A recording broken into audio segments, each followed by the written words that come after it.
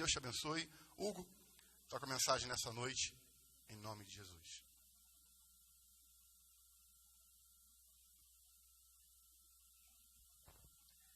Amém. Pai do Senhor, boa noite. É muito bom estar com você aqui nessa noite. Você que nos ouve em casa, está vendo a gente pelas redes sociais, ou você que está aqui cooperando aqui na igreja para a gente poder fazer o culto. Graças a Deus, Deus nos concedeu vida, saúde. A Bíblia fala em tudo dai graças, porque essa é a vontade de Deus. O maior benefício que a gente tem é ter o próprio Deus habitando em nós. Isso a gente já tem, e é isso que é importante. É isso que nos traz sentido de vida, nos traz propósito, que nos completa e que nos faz pessoas felizes de verdade, com uma alegria plena, que não é baseada em momentos ou em desejos, mas que é algo inerente a nós. A nossa vida se enche de alegria e de sentido, porque Deus, nosso Senhor Jesus, habita em nós. Isso é muito importante. Antes de começar a pregação, gostaria de orar em nome de Jesus. Senhor Deus, muito obrigado por estarmos juntos aqui nessa noite.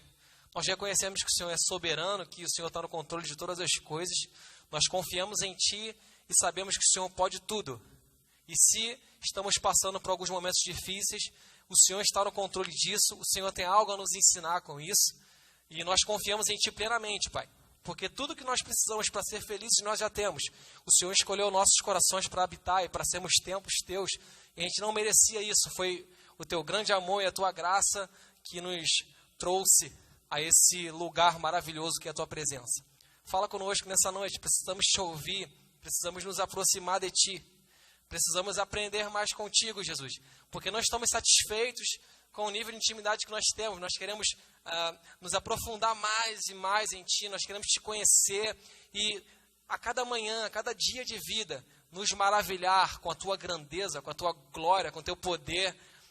Isso é muito bom. Te contemplar é uma maravilha, Pai. Fala conosco nessa noite, em nome de Jesus. Gostaria de conversar um pouco com vocês nessa noite. A bandeira do nosso país, dentro dela está escrito ordem e progresso. Tem uma relação entre essas duas coisas. E isso vai ser o tema da nossa pregação nessa noite.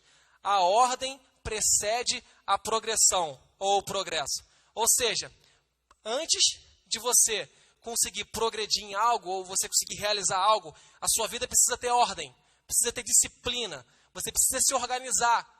Porque a vida não funciona de forma desorganizada. Deus não trabalha de forma desorganizada. Nós não podemos ser desorganizados. E nós vamos aprender isso nessa noite. Então é isso. A ordem precede a progressão. Ou seja, se você quer progredir alguma coisa, você precisa se organizar em todas as áreas da sua vida. Vou dar alguns exemplos aqui.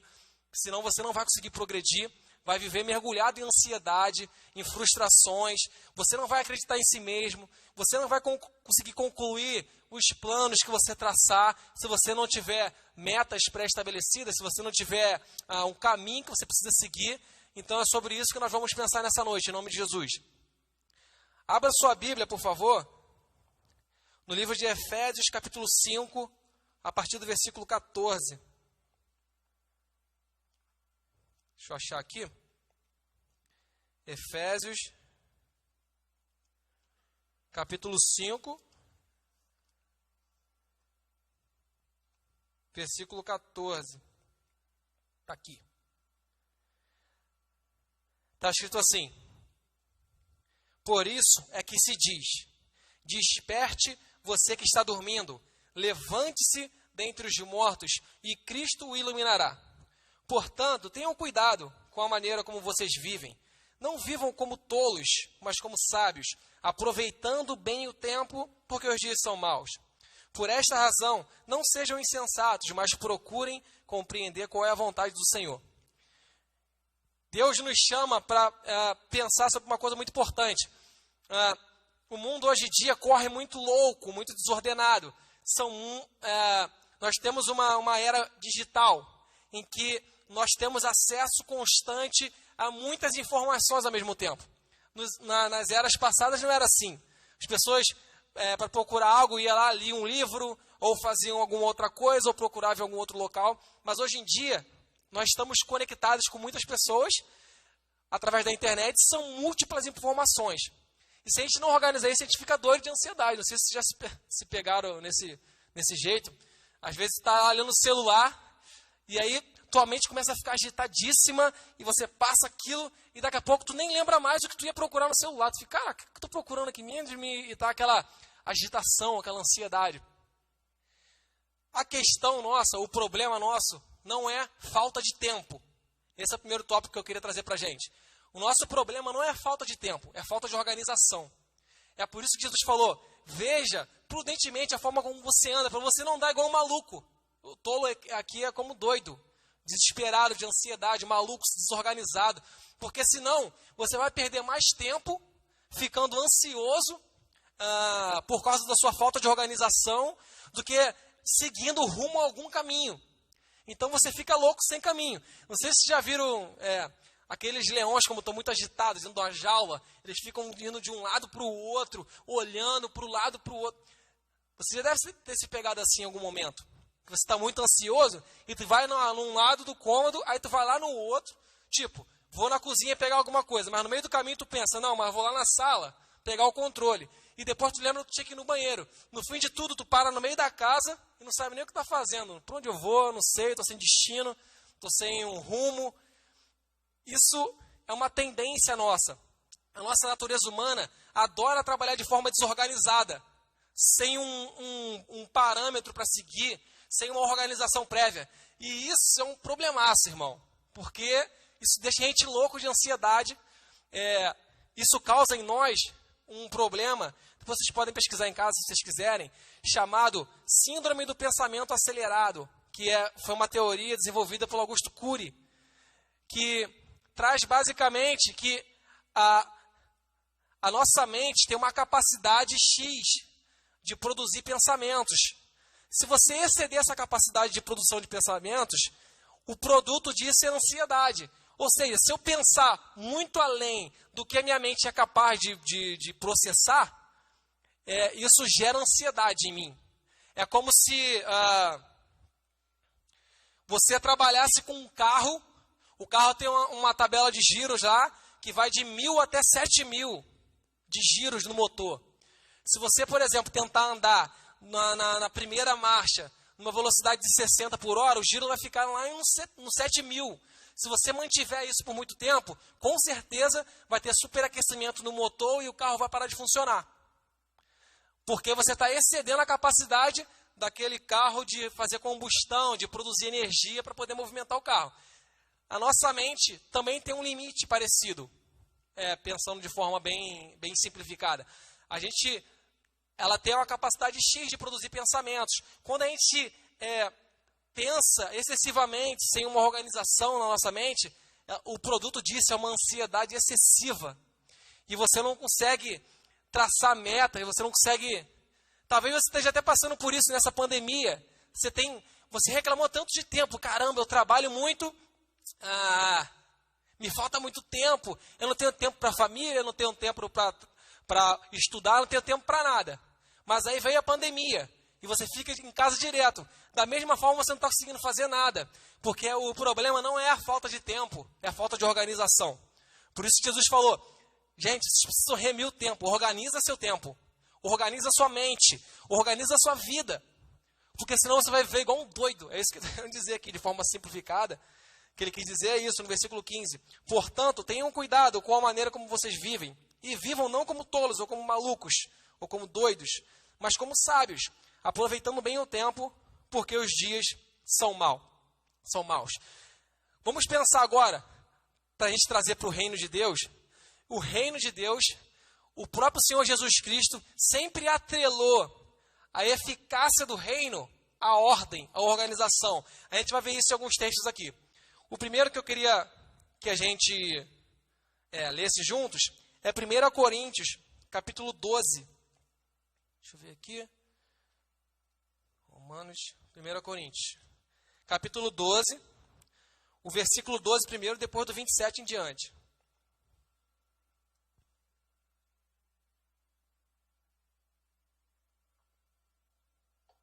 Bebê antes que eu derrube. 1 Coríntios 12, versículo 12 em diante. Está assim, ó. O título aqui da minha igreja, o subtítulo desse texto que o escritor colocou aqui, é a unidade da igreja. Olha como Jesus nos ensina que nós somos, nós devemos trabalhar. Porque, assim como o corpo é um e tem muitos membros, e todos os membros, mesmo sendo muitos, constituem um só corpo, assim também é a respeito de Cristo. A Bíblia fala que nós somos o corpo de Cristo, nós que aceitamos a Jesus, somos cristãos, nós somos um corpo de muitos membros, de múltiplas funções, e que Cristo é o cabeça desse corpo. Quando ele traz isso, a questão do corpo, eu estudei um pouco do corpo por causa da minha profissão, sou professor de educação física, tive que estudar fisiologia, biologia humana, sei lá, um monte de coisas aí que são inerentes à minha profissão. Eu consigo pensar bem sobre a questão do corpo, eu gosto de pensar. Por quê? Vamos dar um exemplo bem simples. O fato de eu beber água. A minha mão tem a função de segurar o copo. O meu braço vai dar suporte para a minha mão fazer isso. E a água vai entrar pela minha boca. E da minha boca ela vai passar por um trato digestivo, esôfago, estômago, intestino, enfim. Cada um com uma função diferente. Porém, apesar de terem funções diferentes, eles precisam trabalhar juntos para o crescimento do corpo. Porque se não tivesse a minha mão, a água não chegaria na minha boca. Se eu tentasse vir só com o braço, eu não ia conseguir segurar o copo. Então, é uma união perfeita, é um trabalho de membros que têm funções diferentes, porém, eles se alinham e se organizam em prol de um só objetivo. Por isso que Jesus fala que nós somos o corpo. Então, a mão tem a função de segurar o copo, o braço está trazendo a minha mão, suportando a minha mão, para a água entrar na boca. Dessa forma, eu consigo trabalhar, eu consigo matar a sede e a fome do meu corpo, e o corpo cresce, o corpo progride. Então, o nosso corpo é uma máquina muito bem pensada pelo Criador do Universo, que fez muito bem feito, que é totalmente coordenada e organizada. Então, isso é uma coisa para você pensar, você que é cristão, você que é da nossa igreja, de outra igreja, ou então você que não é igreja também ainda, a graça de Deus é por todos nós, a porta está aberta para você.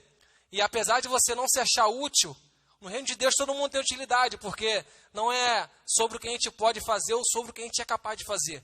É sobre Jesus que habita em nós e faz isso através de nós. Por isso que ele é o cabeça e nós somos o corpo.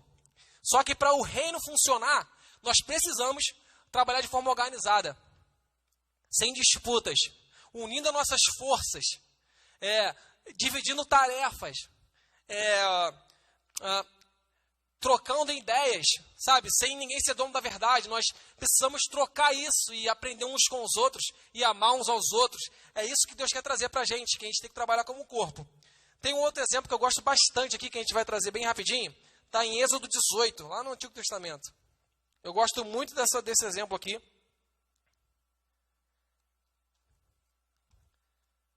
Está em Êxodo, lá, segundo livro da Bíblia. Capítulo 18, versículo do 17 a 27. A gente vai ler rapidinho e depois a gente conversa sobre isso. É bem legal. 18, do versículo 17 a 27. São 10 versículos aqui. Vou ler rapidinho para a gente não tomar muito tempo. Até que o tempo está bom. Aqui ele está falando, o povo tinha acabado de sair da escravidão do Egito. Essa é uma história que a gente conhece muito bem. Que o povo era preso no Egito, e Deus fez vários milagres, vários prodígios com aquele povo, fez o povo passar pelo Mar Vermelho, enfim. Eram diversos milagres que Deus fez e conduziu o povo até o deserto. E aí o povo ficou um tempo no deserto até chegar na terra prometida, que era Canaã. Tudo bem? Só para contextualizar. E aí, Moisés tinha uma multidão de pessoas para comandar.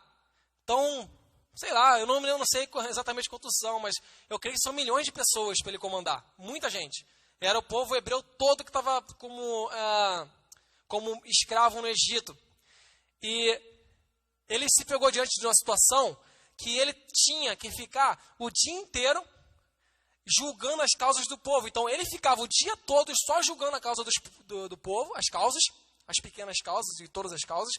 E o povo também ficava o dia todo esperando para ser julgado com ele. Então, ele estava ficando louco, porque o povo estava ficando muito cansado. E ele também estava ficando super estressado e cansado, porque ele não estava dividindo o trabalho. Aquilo ficou tudo centralizado nele. E aí o sogro deu um conselho para ele, para Moisés. E é esse conselho que a gente vai ler agora, tá bom? A partir do versículo 17. O sogro de Moisés, porém, lhe disse: não é bom o que você está fazendo. Com certeza todos ficarão cansados, tanto você como esse povo que está com você. Isto é pesado demais para você. Você não pode fazer isso sozinho.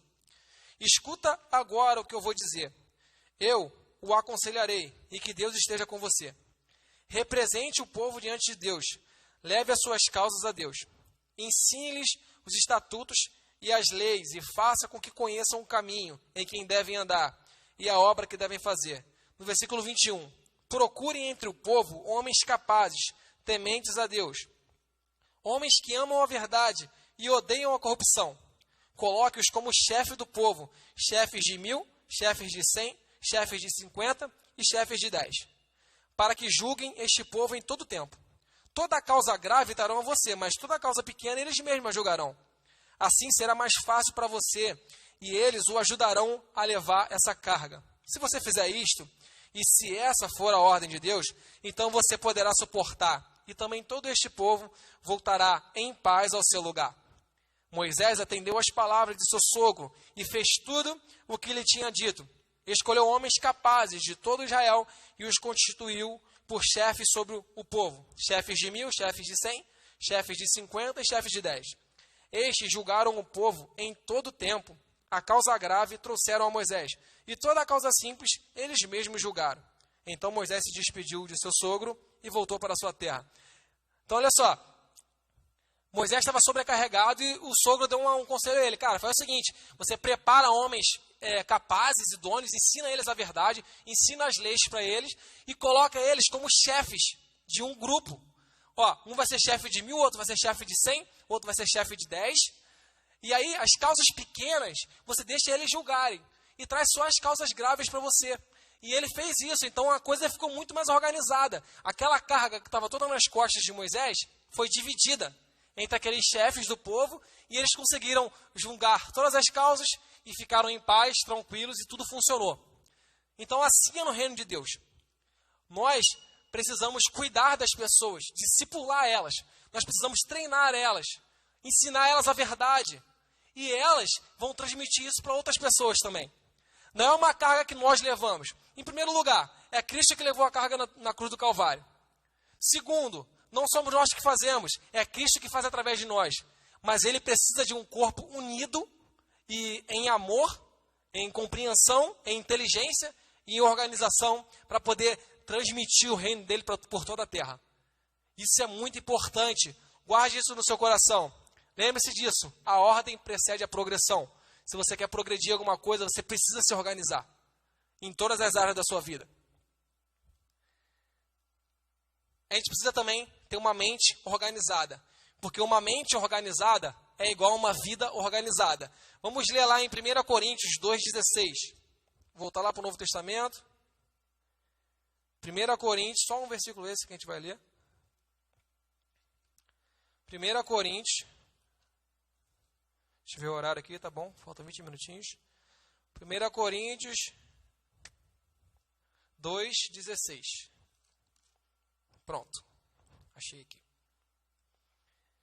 Está escrito assim: porque quem conheceu a mente do Senhor, para que o possa instruir? Nós, porém, temos a mente de Cristo. O próprio Cristo habita dentro de nós.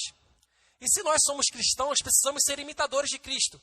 E ele era um cara, primeiro que era sensacional, amoroso, inteligente, compreensivo, não julgava as pessoas, muito pelo contrário. Ele sempre viu o que havia de melhor nas pessoas, investia nelas e fala, cara, eu confio em você, vai lá, deixa que eu vou fazer através de você. Só expande o reino, prega por onde você for, ajuda as pessoas, ama seu próximo. Ele fazia muito bem isso era muito interessante.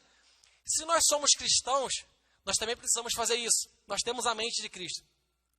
E, como eu estava falando no início, se nós não organizarmos a nossa mente e controlarmos esse fluxo de pensamentos, a gente vai viver como loucos, porque gera muita ansiedade. Chega uma hora que a sua mente nem consegue mais produzir pensamento nenhum. Você fica só preso em ansiedade, em inquietação, e não consegue produzir mais nada. e acaba que você perde a sua capacidade de raciocinar. Nós não fomos feitos como computadores, nós não somos feitos para pegar uma imagem, por exemplo, no computador, eu guardo uma foto lá, tirei uma foto do Congresso de 2019, como lembrança. Aí eu vou lá no computador, a pasta está lá, Congresso 2019. Eu clico naquele arquivo, aquele arquivo se abre e eu tenho acesso àquela foto. Na nossa mente, é isso com muito mais complexidade. Os computadores foram desenvolvidos inspirados em nós. Só que nós não temos essa capacidade de acessar tudo que a gente quer na hora que a gente quer. Então, às vezes tu quer lembrar, caraca, onde eu deixei tal coisa? Tu não consegue lembrar porque você não consegue acessar como computador. Mas você tem uma capacidade muito maior. Você cria coisas novas, você raciocina. Então, por exemplo, o que eu estou falando para vocês aqui não foi um computador, eu não botei lá escrito exatamente o que eu ia falar. Eu estou puxando na minha memória aqui, memórias que ficaram guardadas aqui na minha cabeça, que é grande, cabe bastante coisa. E aí eu estou trazendo isso para vocês agora, eu estou criando, eu estou raciocinando. Essa é uma capacidade que nós, seres humanos, temos. Só que, quando a gente não organiza a nossa mente e se deixa dominar pela ansiedade ou por qualquer outro sentimento, a gente perde a capacidade de resgatar as memórias. Então, por isso, quando você está muito ansioso, você não consegue raciocinar, você não consegue pensar em nada. Fala, quanto é 2 mais 2? Sei lá, essa conta é difícil pra caramba, não consigo pensar nisso. Porque a gente acaba perdendo essa capacidade de raciocinar e criar novas ideias. Porque a gente não consegue ir lá e pescar a memória para criar novas ideias. Então, por isso que a gente precisa se organizar. Se a gente fosse o computador, a gente não seria criativo, mas a gente não precisava de organização, era só clicar lá e abrir. Mas como somos seres humanos, temos uma capacidade muito maior do que a de computador, e somos seres criativos, a gente cria novas ideias, a gente pensa juntos, a gente evolui o tempo inteiro, é uma característica inerente a nós, seres humanos, a gente precisa se organizar. Nossa vida precisa ser organizada. Se você você precisa, na sua vida, em relação à sua mente, se você vê que está uma produção excessiva de pensamentos, você precisa reduzir um pouco isso. Você precisa respirar fundo e pensar uma coisa de cada vez, organizar o que você pensa. Por exemplo, não adianta você pensar na parte econômica, junto com a parte do trabalho, junto com a parte da igreja, junto com a família e junto com, sei lá, outra coisa qualquer. Você vai ficar louco, porque a produção de pensamento é gigante. O que você tem que fazer? Calma aí, vou organizar a vida financeira. Aqui. Vou organizar minha vida com a família. Então é isso que eu vou fazer. Você vai fazendo uma coisa de cada vez, organizada. Aí a sua mente consegue processar isso. Então pensem nisso. Se esforcem por organizar a mente de vocês. Isso é bem importante. A ordem gera criatividade e permite a ação de Deus. Olha só, vamos para o texto que está em Marcos. Marcos 6. Deixa eu ver aqui. João, Marcos, achei. Marcos 6, a partir do versículo 39 até o 44. 39 até o 44.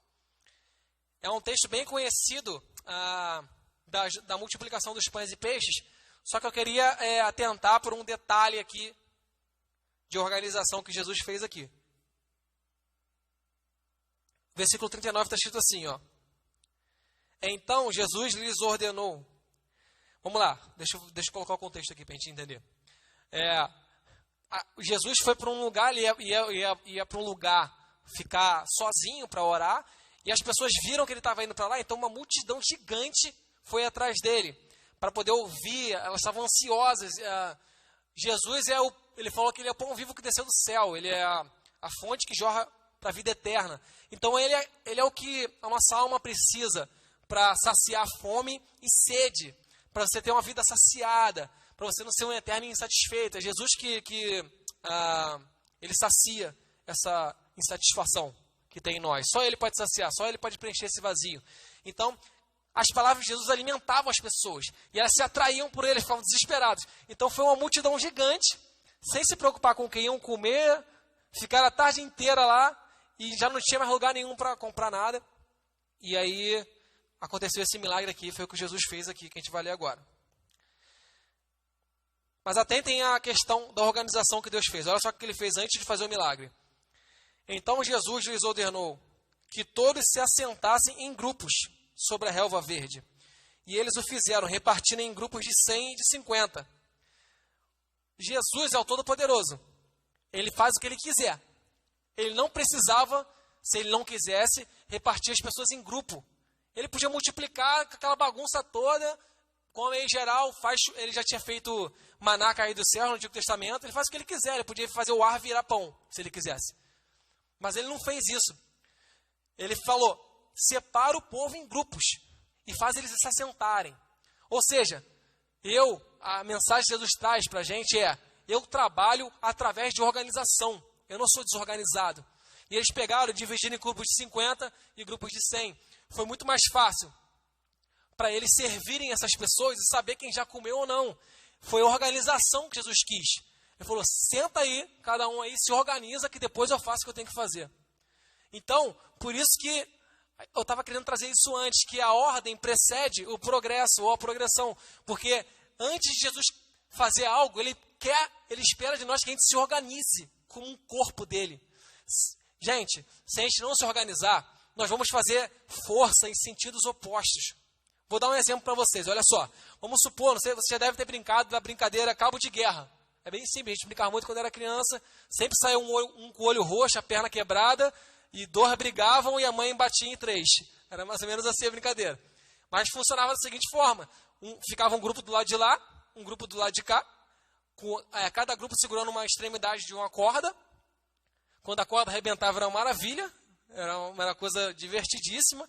E aí um grupo puxava para um lado e outro grupo puxava para o outro. Ou seja, as forças eram exercidas em sentidos opostos. Um está puxando para lá e outro está puxando para lá. Bem fácil de entender. O que acontece? Quando um está fazendo força para um lado e o outro para o outro, a corda fica paradinha. Por quê? Porque as forças, quando estão em sentidos opostos, elas se anulam. Entenderam? Se a gente pegasse todo esse grupo e botasse de um lado só da corda e amarrasse a corda num carro com o freio de mão puxado, se fosse um grupo de 20 pessoas, a gente arrastava junto o carro de 20 pessoas, porque a gente pegou a nossa força e uniu ela num propósito. Ou seja, a gente se organizou como corpo. Então, essa é uma coisa que a gente precisa pensar. Se a gente não se organizar como corpo, Deus não vai fazer nada através de nós, porque Ele é organizadíssimo. Ele, na hora da criação, Ele criou uma coisa por vez. Ele criou um dia, criou uma coisa, outro dia criou outra, outro dia criou outra. Ele podia criar tudo de uma vez. Ele é o cara, irmão. Ele faz o que Ele quiser. Jesus é o Todo-Poderoso. Ele não tem limite. Ele poderia criar do jeito que Ele quisesse, mas é que Ele fez organização. Ó. Isso. Quando Ele foi dividir o corpo, Ele dividiu um para apóstolo, outro para mestre, outro para isso, outro para aquilo. Ele pegou as pessoas com várias funções no mesmo corpo. Então a gente precisa entender isso. As nossas diferenças não são um motivo pelo qual a gente deve pegar a nossa força e fazer um cabo de guerra. Porque o reino de Deus não é uma disputa.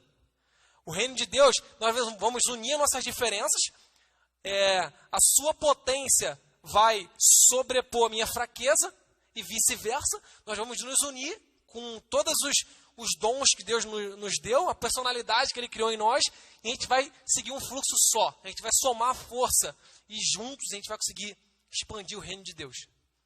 Então, por isso que Ele fez aqui nesse texto, Ele pegou o pessoal e dividiu em pequenos grupos. E senta aí e divide. Então Ele falou, a mensagem dele é, só vou fazer o negócio depois que se organizarem. Se não se organizar, eu nem faço. É isso que Ele quer dizer. Então, isso é uma mensagem importante para nós, que o reino de Deus necessita de organização.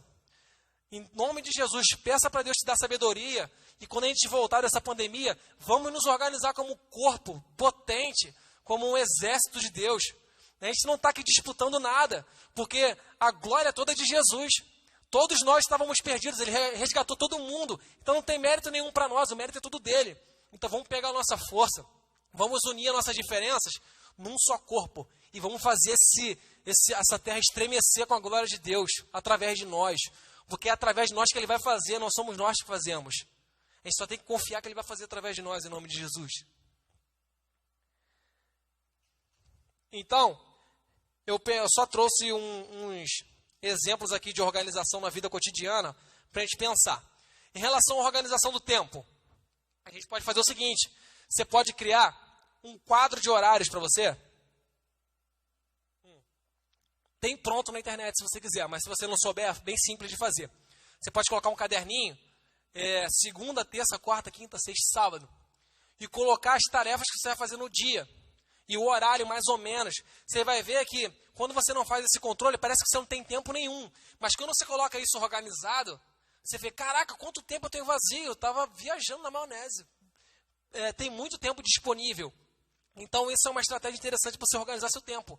Para você não falar, caraca, eu não consegui fazer nada, não consegui fazer aquilo, não consegui fazer isso. Porque você tenta fazer tudo, sua mente não suporta esse fluxo intenso de pensamentos, você não consegue fazer nada depois. Então, o tempo fica mal organizado, você não consegue remir o seu tempo.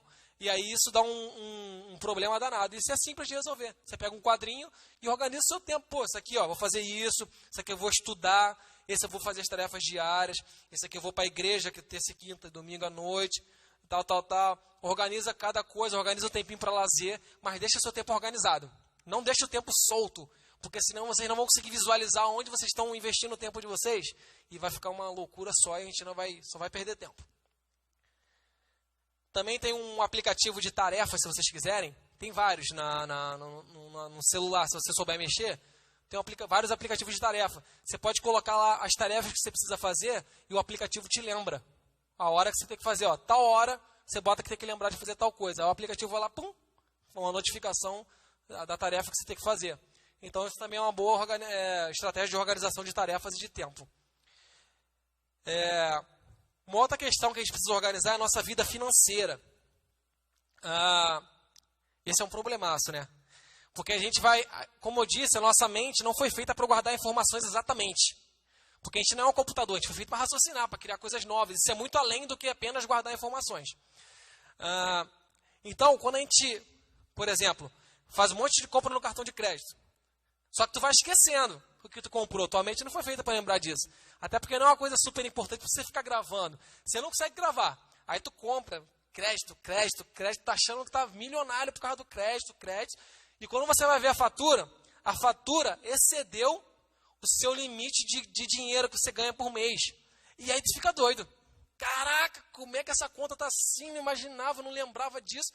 Isso gera muita ansiedade. E o problema maior da ansiedade é que ela é o oposto da paz. Só que Jesus só fala através da paz. Quando você está com o coração cheio de ansiedade, independente por qual motivo seja, isso impede você ouvir a voz de Deus, você fica igual um doido perdido.